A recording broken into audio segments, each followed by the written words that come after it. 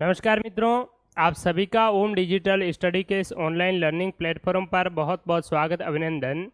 कल राजस्थान लोक सेवा आयोग ने आरएएस प्रारंभिक परीक्षा का पेपर आयोजित करवाया था और उसमें आंसर की भी कल इवनिंग टाइम में ही डाल दी थी। तो ये जो आंसर की है, इस आंसर की के कुछ प्रश्न के आंसर है वो गलत हैं, साथ ही साथ कुछ प्रश्नों के आंसर है वो आपके 1 से 2 आंसर भी सही हैं।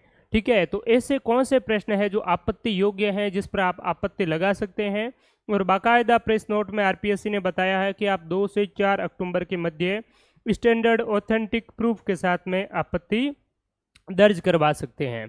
तो आज के इस वीडियो में हम इसी पर चर्चा करेंगे। मैं आपको 4-5 जो प्रश्न है उन प्रश्नों को बताऊंगा, साथ ही साथ उसके लिए ऑथेंटिक प्रूफ क्या हो सकते हैं जो आप आपत्ति दर्ज करवा सकते हैं, और उस आपत्ति दर्ज करवाना भी पर्याप्त नहीं है, उसको कंसीडर भी किया जा सके। तो ऐसे में आपको प्रूफ भी साथ में शेयर करूंगा ताकि आप लोग इन प्रश्नों पर आपत्ति लगा सकें।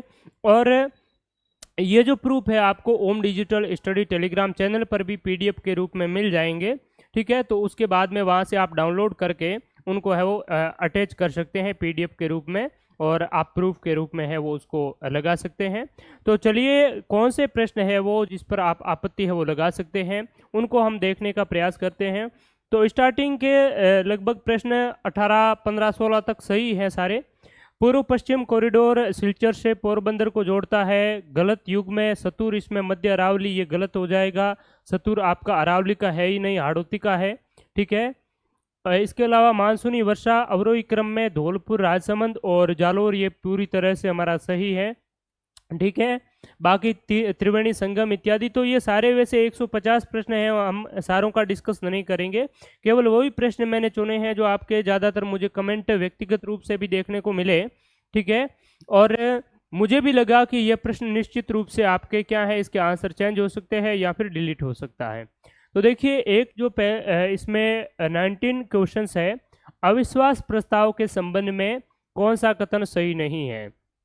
इसमें 15 अगस्त 2023 तक 27 अविश्वास प्रस्ताव, 9 विश्वास प्रस्ताव रखे गए लाल बहादुर शास्त्री ने। तो इसका जो राइट आंसर माना है आरपीएससी ने, वो माना है 3 नंबर। जो सदस्य अविश्वास प्रस्ताव रखना चाहता है उसे उसकी सूचना लिखित में लोकसभा स्पीकर को देनी होती है। ठीक है, हालांकि मैंने जो आंसर की आपको बताई थी, तो उसमें मैंने जो आंसर आपको बताया था वो ए नंबर बताया था। 15 अगस्त 2023 तक 27 अविश्वास प्रस्ताव, 9 विश्वास प्रस्ताव पास हो गए हैं। तो इसमें बात करें तो आपका विकल्प नंबर ए भी सही है और विकल्प नंबर सी यानी कि 1 और 3 दोनों ही सही है। वो कैसे सही है, तो देखिए, इसमें पूछा है कि कौन सा सही नहीं है। ठीक है, तो 15 अगस्त 2023 तक की बात करें तो 15 अगस्त 2023 तक कुल 28 अविश्वास प्रस्ताव है वो क्या हो चुके हैं, पास हो रखे जा चुके हैं। ठीक है, और 9 विश्वास प्रस्ताव की जगह कितने हैं, 11 विश्वास प्रस्ताव है वो रखे जा चुके हैं। ठीक है, तो ये आपका गलत हो गया। अब ये गलत करवाने के लिए हमारे पास में ऑथेंटिक प्रूफ क्या है वो भी तो देखना पड़ेगा ना। केवल कहने से है वो गलत नहीं होते और उसके आंसर चेंज नहीं होते। हमें स्टेटमेंट भी साथ साथ में लिखना पड़ेगा कि ये गलत क्यों है या इसका आंसर चेंज क्यों किया जाए। और दूसरी बात है, डिलीट अगर किया जाए तो डिलीट क्यों किया जाए, इसका आपको स्पष्टीकरण भी देना होगा साथ साथ में प्रूफ के साथ में। ठीक है, तो देखिए, इसमें आपका क्या है 28 और 11 यानी कि ये विकल्प भी आपका क्या है, इसका सही उत्तर हो जाएगा। दूसरी बात है, अविश्वास प्रस्ताव लोकसभा में, ये ठीक बात है। जो सदस्य अविश्वास प्रस्ताव रखना चाहता है उसे उसकी सूचना लिखित में लोकसभा स्पीकर को देनी होती है, ये भी इसमें सही है, क्योंकि उसकी लोकसभा स्पीकर से तो अनुमति मांगता है, लेकिन अनुमति स्पीकर देता है, लेकिन लिखित में जो सूचना है ये आपको लोकसभा के सचिव को देनी होती है। ठीक है, तो यहाँ पर मैं आपको बता देता हूँ कि ये सही क्यों है, इसकी क्या सत्यता है, प्रामाणिकता क्या है, तो ये हम देखने का यहाँ पर प्रयास करेंगे। यहाँ पर ये जो मैं आपको बता रहा हूँ ये ऑथेंटिक प्रूफ है। लोकसभा के प्रक्रिया तथा कार्य संचालन के नियम का 16वां संस्करण है। ठीक है, और लोकसभा सचिवालय के द्वारा ये प्रकाशित है। ठीक है, तो ये बिल्कुल ऑथेंटिक प्रूफ है और इसमें हम ये सारी चीज़ है वो देख पाएंगे। ठीक है, तो ये मैं आपको PDF पूरी भेज दूंगा, आप इसको प्रूफ के रूप में है वो लगा सकेंगे। इसमें देखिए, अगर बात करें तो अध्याय 17 प्रक्रिया और कार्य संचालन संबंधी जो लोकसभा के नियम है, उसके अध्याय 17 के जो धारा 198 है, इसमें ये कहा गया है कि मंत्रिपरिषद में विश्वास का अभाव प्रकट करने का प्रस्ताव निम्नलिखित निबंधनों के अधीन रहते हुए किया जा सकता है। विश्वास का अभाव का क्या मतलब हो गया? अविश्वास, यानी कि विश्वास नहीं है। यहाँ पर देख सकते हैं मंत्रिपरिषद में अविश्वास का प्रस्ताव करने संबंधी प्रक्रिया। तो प्रोसीडर क्या है ये बताई गई है। क में बताया गया है कि प्रस्ताव करने की अनुमति अध्यक्ष द्वारा बुलाए जाने पर सदस्यों को मांगनी होगी। तो यह अनुमति की बात है, लेकिन हमारे इस प्रश्न में क्या पूछा गया है कि अविश्वास प्रस्ताव रखना है, उसकी सूचना। तो अनुमति की इसमें बात नहीं हुई है, इसमें बात हुई है सूचना की। तो सूचना का आपका जो ख है ये कहता है कि अनुमति मांगने वाले सदस्य को उस दिन, यानी कि जिस दिन वो अनुमति मांगना चाहता है उस दिन 10 बजे तक, यानी कि 10 बजे से पहले पहले महासचिव के पास उस प्रस्ताव की, जिससे वह सदस्य प्रस्तुत करना चाहे, लिखित सूचना देनी होगी। तो लिखित सूचना किसको देनी होगी? महासचिव को लिखित सूचना देनी होगी। इसका मतलब ये होता है कि यहाँ पर लोकसभा स्पीकर है वो दिया हुआ है कि लोकसभा स्पीकर को लिखित सूचना देनी होगी। तो ये तो बिल्कुल गलत है और इसका सही आंसर है 3 तो होगा ही। ठीक है, ये RPSC ने 3 माना है, लेकिन ये सही होने के बावजूद भी आपका एक वाला भी सही है। वो कैसे सही है? तो ये हो गया। अब एक वाले के लिए हमारे पास में ऑथेंटिक प्रूफ है, संसदीय कार्य मंत्रालय का वार्षिक प्रतिवेदन, एनुअल रिपोर्ट 2022-23 है। 2021-22 देखेंगे तो उसमें भी उतने ही हैं, 2022-23 देखेंगे तो उसमें ही उतने ही हैं। ठीक है, तो ये आप देख लीजिए, ये भारत सरकार का एक ऑफिशियली ऑथेंटिक प्रूफ है। और इसके आप अगर देखेंगे पेज नंबर 115 में, तो पेज नंबर 115 में इसमें बताया गया है, statement showing the dates time taken etc when motions for confidence in the council of minister were discussed. यानी कि काउंसिल ऑफ मिनिस्टर मंत्रिपरिषद ने अपने विश्वास प्रस्ताव पर चर्चा की है, कब कब की है, वो सारी चीज इसमें दी गई है। पहली बार जो चर्चा की थी वो VP सिंह प्रधानमंत्री थे, उनके समय उन्होंने की 21 दिसंबर 1989 को। ठीक है, कितना टाइम लगा, क्या रिजल्ट रहा, वो सारी चीजें इसमें है। ठीक है, तो यहाँ पर सीरियल नंबर आप देख सकते हैं 1 2 3 4 5, उसके बाद में आप लास्ट तक देख सकते हैं कितने हैं 11, और कब तक है 2008 तक। तो विश्वास प्रस्ताव कितने पास हो चुके हैं अब तक, चर्चा हो चुकी है, रखे जा चुके हैं। तो विश्वास प्रस्ताव 9 की बजाय 11 रखे जा चुके हैं।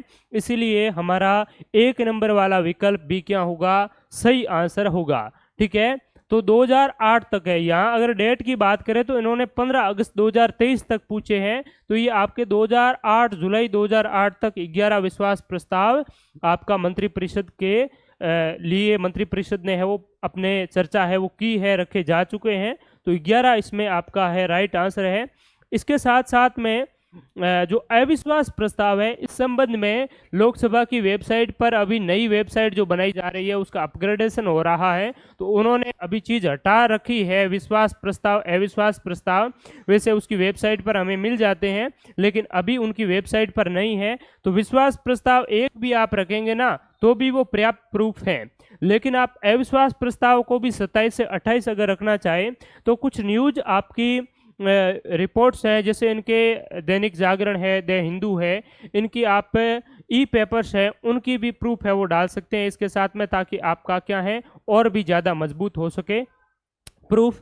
तो यहाँ पर बताया गया है, ये आपके दैनिक जागरण जो राष्ट्रीय एक समाचार पत्र है, इस दैनिक जागरण के आपके इसके हैंडल पर ऑनलाइन बताया गया है कि अब तक देश के संसदीय इतिहास में कुल 28 बार लाया गया अविश्वास प्रस्ताव, और ये कब की न्यूज़ है? 10 अगस्त 2023। तो 10 अगस्त 2023 तक आपके 28 है वो लाए जा चुके हैं। ठीक है, 28वां 10 अगस्त को लाया गया था। 10 अगस्त से पहले 8 अगस्त को और 10 अगस्त पर इस पर चर्चा हो गई थी।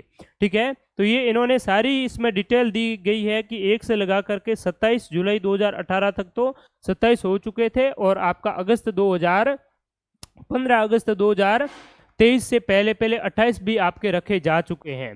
ठीक है, तो इसमें कोई डाउट नहीं है, इसमें 1 और 3 दोनों ही सही हैं, इसलिए ये प्रश्न आपका डिलीट निश्चित रूप से होगा। और ये अगर आप प्रूफ लगा देंगे, एक तो वो जो आपका एनुअल रिपोर्ट है संसदीय कार्य मंत्रालय की, और एक है इसके लिए तो आपको लगाने की आवश्यकता ही नहीं है, क्योंकि ये तो उन्होंने ऑलरेडी आंसर सही माना है, और आप लगाना चाहे तो लगा सकते हैं, क्योंकि आप कह सकते हैं कि ये दोनों ही इसके राइट आंसर हो रहे हैं, इसलिए इस प्रश्न को डिलीट किया जाए। ठीक है, तो ये एक प्रूफ हो गया। बाकी अभ्यर्थियों की ये भी रहती है कि जो हम आपत्ति लगाएंगे उसको बेनिफिट किसको मिलेगा? सभी को मिलेगा या फिर पर्टिकुलर उन्हीं को मिलेगा जो आपत्ति लगाएंगे? तो इसमें आपको बेनिफिट सभी को मिलेगा। फाइनल जो आंसर की जारी होगी वो फाइनल आंसर की में सभी के जो आपने आपत्ति नहीं लगाई है या जिसने लगाई है, तो सभी को इक्वली है वो रखा जाएगा उस फाइनली आंसर की के अकॉर्डिंग। लेकिन आपको ये मान करके नहीं चलना है कि दूसरे हमारे जो साथी है वो भी लगा देंगे, हम क्यों लगाए। ठीक है, तो किसी के भरोसे नहीं रहना है आपको। अगर आपके प्रश्न गलत हो रहे हैं, ठीक है, तो आप स्वयं को आपत्ति है वो लगानी चाहिए। अब बात करते हैं, ये खैर बात हो गई। अब अगला जो प्रश्न है वो कौन सा है आपत्ति योग्य, तो वो हम देखते हैं। ये सारे सही है, कोई इशू नहीं है इसमें। और भी अगर आपको मैं बता रहा हूँ और इसके अलावा भी आपको कहीं कोई लगे कि हाँ ये प्रश्न डिलीट हो सकता है, तो कोई ऐसा प्रश्न हो, लेकिन मैंने जहाँ तक इसमें सारा देखा है किया है, तो मुझे ये जितने लगे हैं वो मैं आपको बताऊंगा। इसके अलावा भी आपको कोई लगे तो आप है वो मुझे बाद में बता भी सकेंगे। टेलीग्राम या व्हाट्सएप पर आप मैसेज डाल सकेंगे, मेल आईडी पर भी आप डाल सकते हैं मैसेज। तो यहाँ पर देखिए, यह प्रश्न है, निम्नांकित में से किस योजना का संबंध इस नारे से है, कोई भूखा न सोए? तो इसके लिए अब आरपीएससी ने क्या माना है आंसर? आपका आंसर माना है अन्नपूर्णा फूड पैकेट योजना, कोई भूखा न सोए। और हमने इतनी बार सुना है इंदिरा रसोई योजना के बारे में, कोई भूखा न सोए, कोई भूखा न सोए। बसों में आप देखेंगे, जयपुर में जाएंगे तो हर जगह आपको होर्डिंग इसका दिखा मिल जाएगा। ठीक है, लेकिन अभी जो आपकी रिसेंटली एक योजना शुरू की है अन्नपूर्णा फूड पैकेट योजना। ठीक है, अब अन्नपूर्णा फूड पैकेट योजना का भी ध्येय आपका यही है, कोई भूखा ना सोए। अब कुछ स्टूडेंट्स ये बता रहे हैं कि सर इसमें लिखा हुआ है कोई भूखा न सोए, और अन्नपूर्णा फूड पैकेट योजना इसका सही है, और इंदिरा रसोई योजना है इसमें आपका ध्येय वाक्य है कोई भी भूखा ना सोए। तो ये जो असमंजस है ये भी आपके बिल्कुल मैं क्लियर कर दूंगा।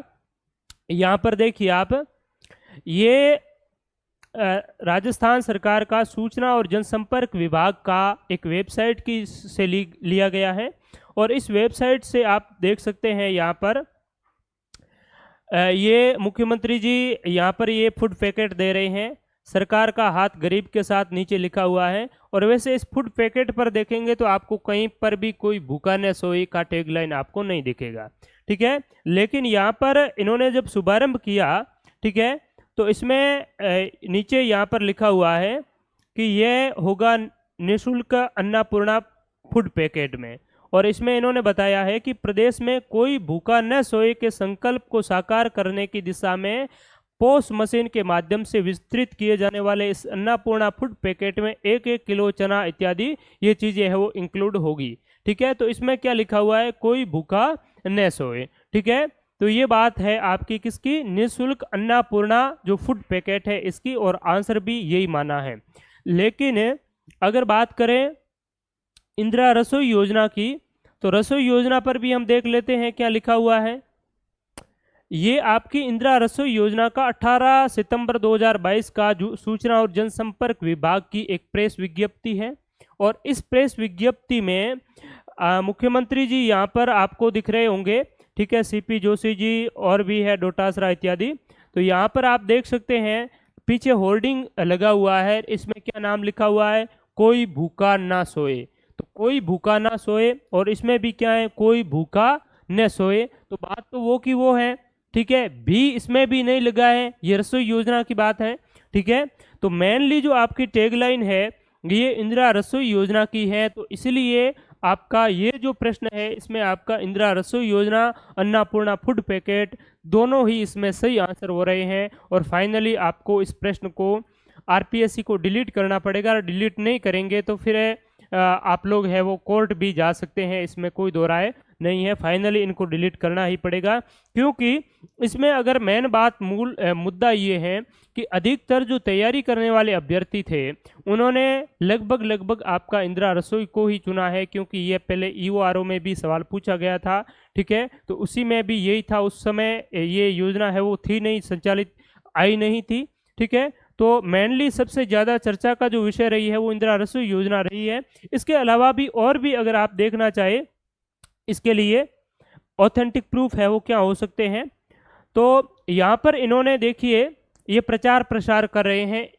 किसका, Annapurna food packet free ration योजना का। तो इनके होर्डिंग में ये जो भूखा ना सोए ऐसा कहीं कोई टैगलाइन है वो नहीं है, ठीक है। लेकिन आपका एक सूजस में भी इसके लिए एक आपका पेज है वो प्रकाशित हुआ था, और एक प्रेस विज्ञप्ति जो मैंने बताई है, ठीक है। ये DIPR की प्रेस विज्ञप्ति से ऑथेंटिक कोई चीज़ नहीं होती है, ठीक है। सारे न्यूज़पेपर जो न्यूज़ इत्यादि छपती है तो उस न्यूज़ में भी कहीं कोई गलती इत्यादि होती है तो आपकी सारी देखभाल कौन करता है, जिम्मेदारी होती है DIPR की, ठीक है। तो सूचना एवं जनसंपर्क विभाग राजस्थान का सबसे जो मीडिया का ऑथेंटिक सोर्स है, ठीक है। तो वो मैं एक चीज़ आपको और बता देता हूँ, इसमें एक आपकी सूजस है, राजस्थान सरकार की एक मासिक पत्रिका है, तो इस सूजस में भी आप देख सकते हैं कि सूजस का जो अंक है 20 अगस्त 2023 का, ठीक है। और इस सूजस के अंक में इसका एक आपकी पूरी ये प्रकाशित हुई है न्यूज, और मुख्यमंत्री निःशुल्क अन्नपूर्णा फूड पैकेट योजना, कोई भूखा न सोए का संकल्प हो साकार। इसमें कोई भूखा न सोए है, और मैंने वो बताया कि आपकी इंदिरा रसोई में भी कोई भूखा न सोए है वो क्या है, तो भी का कोई इसमें ज़्यादा है वो नहीं है। इसलिए ये सवाल आपका निश्चित रूप से दो जो आंसर है वो सही होने की वजह से ये क्वेश्चंस आपका क्या हो सकता है, डिलीट होने योग्य है। अब हम बात करते हैं अगले प्रश्न की तरफ, यानी कि आगे कौन सा ऐसा प्रश्न है जिस पर भी इस प्रकार का संशय है वो आपका बना हुआ है, तो ये देखते हैं हम।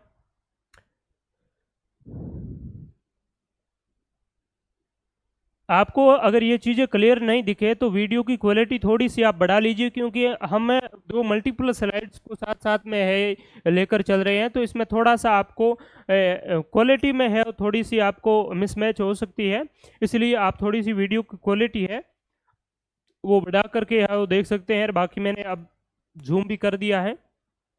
तो राजस्थान में अटल भूजल योजना के लिए कौन से कथन सही है?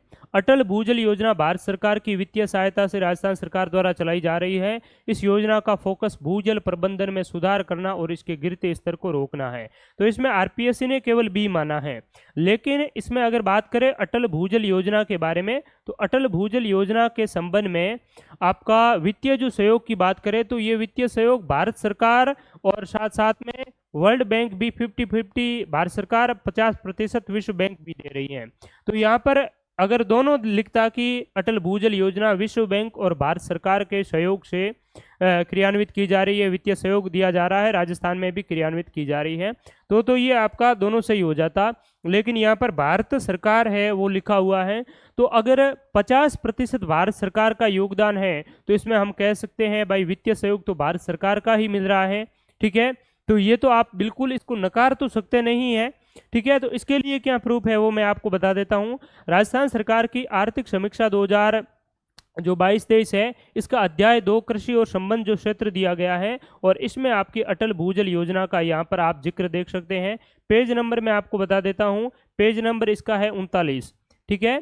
39 पेज नंबर पर आप जैसे ही देखेंगे तो इसमें आप देख सकते हैं कि अटल जो भूजल योजना है ये भारत सरकार और विश्व बैंक के सहयोग से 50-50 इसका है वो आपका वित्तीय हिस्सेदारी है। 1 अप्रैल 2020 से लागू की गई इस योजना में भूजल विभाग नोडल विभाग एवं कृषि उद्यानिकी जल ग्रहण एवं भू संरक्षण जल संसाधन पंचायती राज इत्यादि ये जो सहभागी विभाग हैं 5 वर्षों के लिए, राजस्थान राज्य के 5 वर्षों के लिए कुल बजट इत्यादि ये सारी बातें इसमें कही गई हैं। तो इसकी अगर बात करें सहयोग किसका है, भारत सरकार और विश्व बैंक का, तो विश्व बैंक केवल राजस्थान में आकर के सीधे तो राजस्थान को देती नहीं है। भारत सरकार विश्व बैंक का पारस्परिक क्या हुआ है, इससे आपका MOU हुआ है। तो भारत सरकार विश्व बैंक की जो हिस्सेदारी है उसके बाद में राज्यों को इससे अनुदान मिलता है। ठीक है, तो ये आप इसके लिए लगा सकते हैं, क्योंकि इसमें आपका राइट जो आंसर है वो एक भी होना चाहिए। भारत सरकार की वित्तीय सहायता से है वो चलाई जा रही है, तो भारत सरकार की भी वित्तीय सहायता है, इसको आप नकार कैसे सकते हैं। ठीक है, तो इसके लिए आप ये प्रूफ है वो डाल सकते हैं।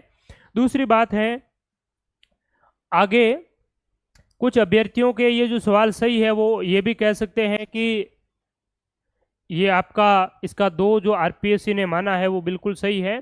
तो वो फाइनली अलग अलग जिनके आंसर सही हुए हैं, कुछ डिलीट होने योग्य प्रश्न है वास्तविक रूप से, तो उनका भी मानेंगे कि नहीं ये आपका डिलीट है वो नहीं हो सकता है। तो वो अलग अलग स्टूडेंट्स पर डिपेंड करता है, लेकिन मैं पूरी तरह से न्यूट्रल हूँ। जो चीज़ आपको ऑथेंटिक प्रूफ मेरे पास में है जो बताने हैं वो मैं आपको बता रहा हूँ। बाकी क्या करना है, प्रूफ लगाना है नहीं लगाना है, वो आप पर डिपेंड है। और बाकी जो पहले रीट का एग्ज़ाम हुआ था शिक्षक भर्ती परीक्षा का कर्मचारी चयन बोर्ड ने करवाया था, उस समय भी बहुत से आपके यूट्यूब पर अब देखेंगे आप तो इतने ऑब्जेक्शन डलवाए थे विद्यार्थियों से, लगभग एक पेपर पर 20-20 25-25 प्रश्नों पर ऑब्जेक्शन डाल दिए, क्योंकि विद्यार्थियों के प्रश्न गलत हो जाते हैं और ऑब्जेक्शन है वो ऐसे ही डाल देते हैं। लेकिन ऑब्जेक्शन भी ऐसे होने चाहिए जिसमें थोड़ा सा दम हो, ऑब्जेक्शन है वो आपका पूरी तरह से फिट बैठता हो। ठीक है, तो मैं आपको उल जुलूल चीज़ें नहीं बताऊंगा, वही चीज़ें बताऊंगा जो आपके ऑब्जेक्शन आप लगाएंगे तो निश्चित रूप से आपका कंसिडर किया जाएगा। रीट में भी मैंने विद्यार्थियों के केवल जो आपके पेपर है उसमें 5-6 ऐसे प्रश्नों पर ऑब्जेक्शन के लिए कहे थे जो वास्तविक रूप से लगाने योग्य थे, और वो जो मैंने प्रूफ दिए थे उसके बाद में प्रश्न आपके डिलीट भी किए थे और उसके आंसर भी चेंज किए थे। वो मैंने टेलीग्राम पर जिसकी फाइनल आंसर की आई थी तो उनको दोबारा मैंने टेलीग्राम पर भी उनको अवगत करवाया था। ठीक है, तो ये बात है। अब हम बात करते हैं कि किस योजना का मुख्य उद्देश्य गर्भवती एवं धात्री महिलाओं तथा उनके नन्हे शिशुओं 0 से 6 माह के स्वास्थ्य एवं पोषण की स्थिति में सुधार करने के लिए गर्भावस्था, सुरक्षित प्रसव और स्तनपान की अवधि के दौरान उपयुक्त पद्धतियों, देख रेख एवं सेवाओं के उपयोग को बढ़ावा देना है। तो यहाँ पर आप देख सकते हैं इसका जो राइट आंसर है, इसका RPSC ने क्या माना है, मिशन वात्सल्य योजना। ठीक है, लेकिन इसका जो राइट आंसर है वो कुछ और ही है, तो इसका निश्चित रूप से डिलीट ये सवाल नहीं होगा, लेकिन आंसर है वो 100% इसका चेंज होगा। और मैं आपको इसके लिए ऑथेंटिक प्रूफ भी दे देता हूँ। ये आपका राजस्थान आर्थिक समीक्षा का चैप्टर है 9वां है, अध्याय 9वां। इसमें अन्य सामाजिक सेवा कार्यक्रम है वो दिए गए हैं, और इन सामाजिक सेवाओं कार्यक्रम के पेज नंबर 192 में आप देख सकते हैं प्रधानमंत्री मातृ वंदन योजना, और इसमें ये पूरी की पूरी अक्षरश चीज का उल्लेख किया गया है। इसका प्रधानमंत्री मातृ वंदन योजना है, इसमें उल्लेख किया गया है कि इस योजना का प्रमुख उद्देश्य गर्भवती एवं धात्री महिलाओं तथा उनके नन्हे शिशुओं 0 से 6 माह के स्वास्थ्य एवं पोषण की स्थिति में सुधार करने के लिए गर्भावस्था, सुरक्षित प्रसव और स्तनपान की अवधि के दौरान उपयुक्त पद्धतियों, देखरेख सेवाओं के उपयोग को बढ़ावा देना है। ठीक है, तो बढ़ावा देना है, ये पूरी की पूरी बात एज इट इज आपकी छपी हुई है, यहाँ से कॉपी की गई है, लेकिन आपका आंसर इन्होंने क्या है, गलत माना है। हो सकता है उनकी गलती हो गई, टाइपिंग मिस्टेक भी हो सकती है, और दूसरी बात है पैसे ऐंठना भी हो सकता है, क्योंकि आपकी आपत्ति भी आप लगाएंगे तो उसके लिए भी आपको पैसे देने होंगे। ठीक है, तो जो भी बात है इसके लिए इससे बड़ा कोई ऑथेंटिक प्रूफ हो नहीं सकता है। ठीक है, तो ये आप लगा सकते हैं। बाकी इन्होंने जो माना है मिशन वात्सल्य योजना, तो मिशन वात्सल्य योजना में क्या प्रोविजन है वो भी आइए हम देख लेते हैं। इंदिरा गांधी मातृत्व पोषण योजना, तो पोषण योजना में तो आप यहाँ पर देख सकते हैं, इसके बारे में भी ये लिखा हुआ है कि इस योजना का प्रमुख उद्देश्य गर्भवती महिलाओं और स्तनपान कराने वाली माताओं और 3 वर्ष के तक के बच्चों के स्वास्थ्य और पोषण की स्थिति में सुधार लाकर जन्म के समय कम वजन, दुर्बलता, ये चीज़ है वो इसमें दी गई है। ठीक है, और इन्होंने जो सही आंसर माना है वो ये मिशन वात्सल्य योजना। तो बाल संरक्षण का एक व्यापक योजना है जिसका उद्देश्य देश में बालकों बालिकाओं हेतु संरक्षित परिवेश तैयार करना। इस योजना का उद्देश्य कठिन परिस्थितियों में वैधानिक एवं सहायक सेवा प्रदान करना। तो ये जो बात है 0 से 6 माह वाली ये बात है वो यहाँ बिल्कुल भी इसमें फिट नहीं बैठती है, और इसका जो राइट आंसर है वो फाइनली आपका क्या होगा, प्रधानमंत्री मातृ वंदना योजना। ठीक है, तो ये आपको अच्छी तरीके से देख लेना है, मैं आपको पीडीएफ डाल दूंगा, आप निश्चित रूप से इसमें बेझिझक ऑब्जेक्शन है वो लगा सकते हैं। निश्चित रूप से आपका इसका आंसर है वो जो सही है वास्तविक रूप से वही आपका फाइनली कंसिडर किया जाएगा। नेक्स्ट है, कौन सी योजना ग्रामीण क्षेत्रों को सामाजिक, आर्थिक और भौतिक रूप से टिकाऊ क्षेत्र बनाने का प्रयास है। ठीक है, तो इसमें श्यामा प्रसाद मुखर्जी महात्मा गांधी जन भागीदारी विकास योजना, डांग क्षेत्र सांसद आदर्श ग्राम योजना। तो इसकी अगर बात करें तो इसमें आपका श्यामा प्रसाद जो मुखर्जी हैं, मेरे से हो सकता है वीडियो में गलती हो गई हो, लेकिन मैंने आपकी आंसर की टेलीग्राम चैनल पर बाद में मैंने डाली थी सही आंसर के टिक लगा करके, तो उसमें आपका श्यामा प्रसाद मुखर्जी है वो ही डाला था, और कुछ प्रश्न आपकी जल्दबाजी में यूट्यूब पर मेरे से भी गलती हो गई थी। ठीक है, तो वो मैंने आपको करेक्शन करके टेलीग्राम पर जो पीडीएफ है वो डाली थी, लगभग 6-7 बजे के करीब है वो मैंने यूट्यूब वीडियो समाप्त होने के बाद में डाली थी। ठीक है, तो वो उसमें आपका राइट आंसर क्या हो जाएगा, श्यामा प्रसाद मुखर्जी रूरबन मिशन है। तो इसका अगर आपको कहीं कोई संदेह हो तो आप यहाँ पर देख सकते हैं, इस पर आपत्ति लगाने की कोई आवश्यकता नहीं है क्योंकि ये इसका सही आंसर है।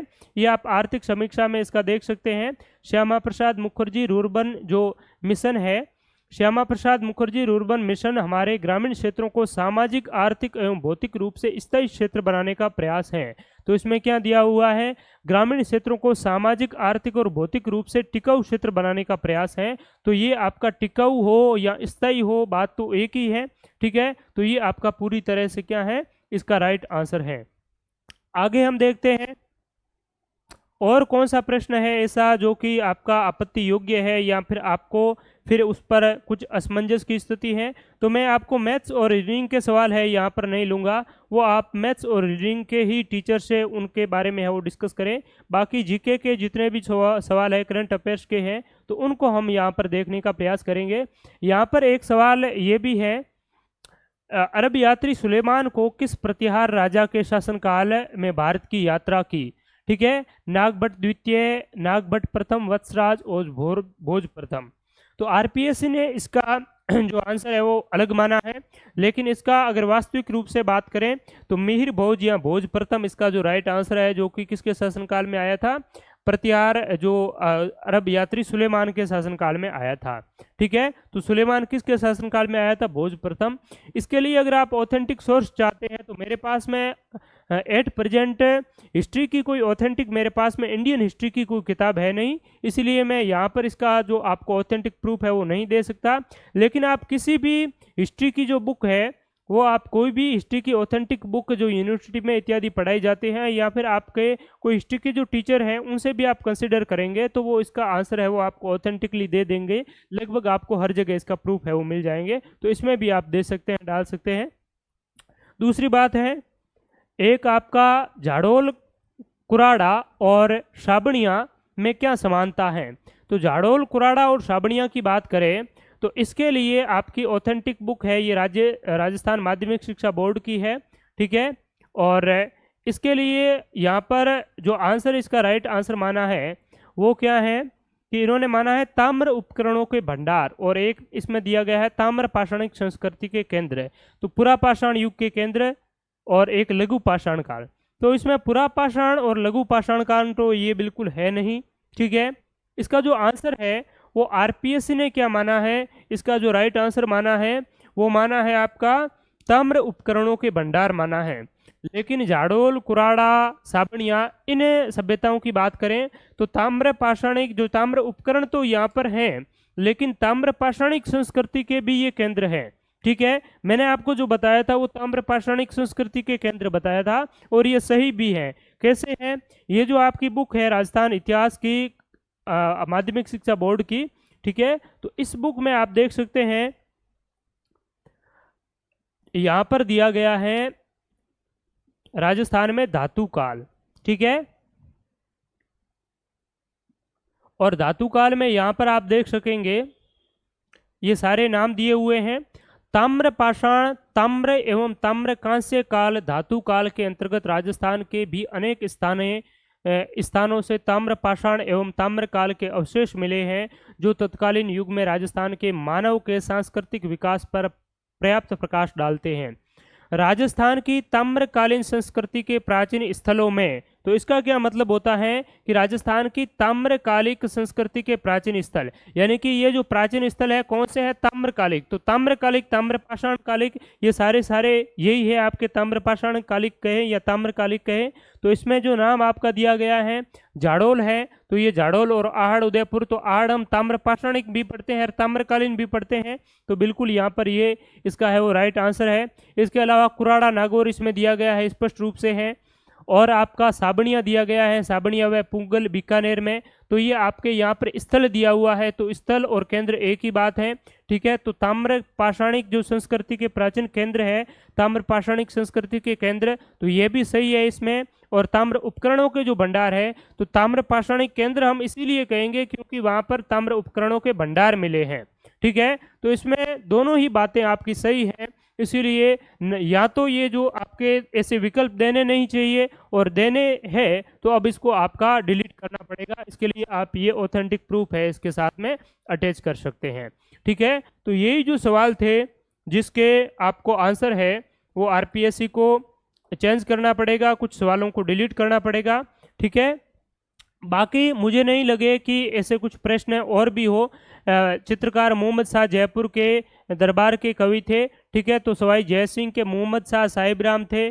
साहिब राम बाद में ईश्वरी सिंह के शासनकाल में भी था, लालचंद और साहिब राम और आपका महमूद शाह मोहम्मद शाह है, ये सवाई जय सिंह के शासनकाल में भी था, तो ये आपका बिल्कुल सत्य है। इसके अलावा बाकी कोले माला है, ये हमने बहुत बार पढ़ा है, ठीक है। 18 भारतीय भाषाओं का प्रयोग है। अचलदास खींचरी वचनिका शिवदास गार्डन है या चारण शिवदास कहे, एक ही बात है, पहले भी ये सवाल पूछे जा चुके हैं, ठीक है। चंद्रभागा मेला इत्यादि, गिरिदुर्ग, तो ये आपके बाकी सारे ही सही है, इसमें कोई ऐसा है नहीं, ठीक है। फिर भी आपको और कहीं डाउट लगे तो आप निश्चित रूप से मुझे ओम डिजिटल स्टडी, जो हमारी मेल आईडी है help@omdigitalstudy.com, वहाँ पर भी आप मैसेज भेज सकते हैं, और व्हाट्सएप नंबर मैं यहाँ पर लिख देता हूँ, ठीक है।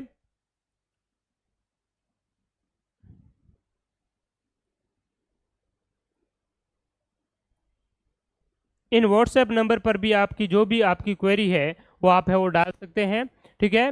तो आप सभी का बहुत बहुत धन्यवाद। बाकी ये जो चीज़ है मैं आपको ऑथेंटिक जो प्रूफ है टेलीग्राम पर अवेलेबल करवा दूंगा पीडीएफ के रूप में, ठीक है, इवनिंग तक या कल मॉर्निंग तक आपको है वो डाल दूंगा, तो इससे आप अच्छी तरीके से देख करके स्पष्टीकरण अपना लिख करके आंसर है वो डाल सकते हैं, पुटअप कर सकते हैं।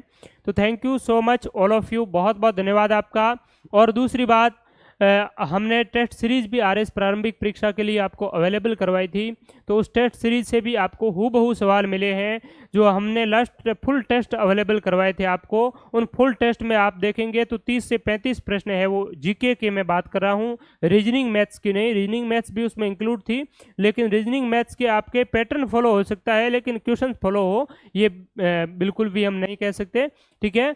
तो जीके के लगभग 30 से 35 सवाल आपको 5 जो फुल टेस्ट डाले थे उसमें भी मिल गए, और बाकी राजस्थान सामान्य ज्ञान के, राजस्थान की पॉलिटी के और भी जो जीके के जो सवाल थे वो आपके मेनली अगर बात करें तो हमने टॉपिक वाइज 10 टेस्ट डाले थे और 5 टेस्ट है वो आपके फुल टेस्ट डाले थे। उसमें सारे के सारे आपको जो प्रश्न है वो मोस्टली प्रश्न आपको देखने को मिले, चाहे साइंस के हो, इसके अलावा और बात करें तो इंडियन हिस्ट्री के हो, इकोनॉमिक्स के हो, ठीक है, और राजस्थान इकोनॉमिक्स के तो हूबहू सवाल आपसे पूछे गए थे, ठीक है। तो इसमें मैंने आपको टेलीग्राम पर भी ये चीज़ें है वो डाली है, आप ओम डिजिटल स्टडी टेलीग्राम चैनल है वो देखेंगे तो आपको सारी चीज़ें हैं वो पता चल जाएगी, ठीक है। तो thank you so much all of you, आप सभी का बहुत बहुत धन्यवाद। अगले सेशन में फिर मिलेंगे। और हमने जो प्रीवियस पेपर्स के जो आपका क्विक रिवीजन सेशन इत्यादि है वो किया था, तो उससे भी आपको बहुत बेनिफिट निश्चित रूप से मिला होगा। ठीक है, तो आप सभी का बहुत बहुत धन्यवाद। इस प्लेटफॉर्म पर जुड़े रहें। यहाँ पर सदैव आपको ऑथेंटिक और प्रमाणिक कंटेंट है वो दिया जा रहा है। और एग्ज़ाम होता है तो एग्ज़ाम के बाद में हम आपको ये भी बताते हैं कि ऑथेंटिक प्रूफ आपके लिए कहाँ क्या है, आप क्या ऑब्जेक्शन लगा सकते हैं। तो क्योंकि मैं जो चीज़ पढ़ाता हूँ वो ऑथेंटिक आपको पढ़ाता हूँ, और ऑथेंटिक चीज़ें ही आपके परीक्षा में है वो काम आती है फाइनली। तो ओम डिजिटल स्टडी मोबाइल एप्लीकेशन पर जल्द ही हम 2 अक्टूबर आज से कुछ जो आपके मेनली राजस्थान इतिहास कला संस्कृति के कोर्सेज शुरू हो रहे हैं। जेईएन के और भी प्रतियोगी परीक्षाओं के कुछ कोर्सेज है वो जल्द ही 4 तारीख से स्टार्ट होंगे। एसओ के कोर्सेज स्टार्ट हो चुके हैं। तो इन कोर्सेज में भी आप अच्छी तरीके से तैयारी के लिए एनरोलमेंट कर सकते हैं, भाग ले सकते हैं। तो आप सभी का बहुत बहुत धन्यवाद, शुक्रिया। अगले सेशन में फिर मिलेंगे। और हमारी जो शाम की लाइव क्लासें हैं वो भी आपकी कल से हम कंटिन्यू रखने का प्रयास करेंगे, तो उसमें भी आप ज़रूर जुड़िए। बहुत बहुत धन्यवाद आपका। और भी आपके कोई डाउट हो, क्वेरी हो तो कमेंट सेक्शन में ज़रूर लिखें। आप सभी का धन्यवाद। नमस्कार, जय हिंद।